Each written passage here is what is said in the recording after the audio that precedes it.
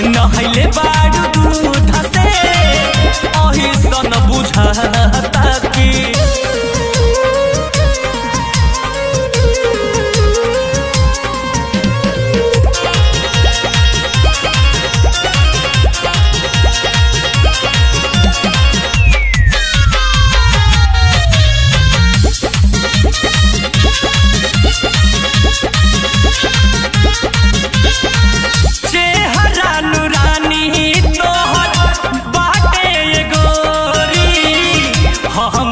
से मिले आव खेतबा के होरी चेहरा नुरानी तोहर बाटे ये गोरी हमरा से मिले आव खेतबा के होरी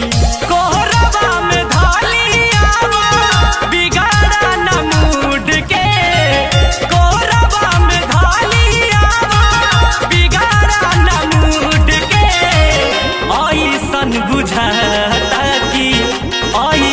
बुझाता कि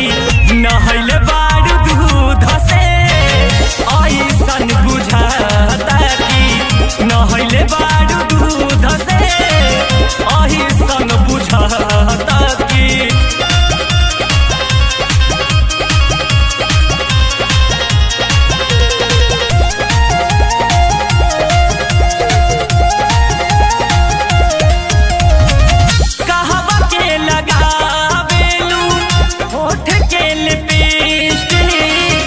एही से हिलावत हरू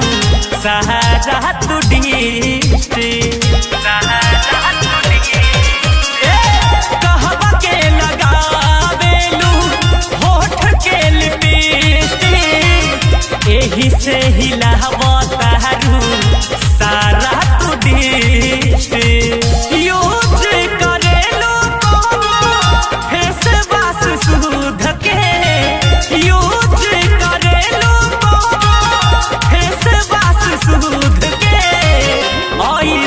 बुझाता कि ऐसन बुझाता कि नहले बारू दूध से ऐसन बुझाता कि नहले बारू दूध से ऐसन बुझाता कि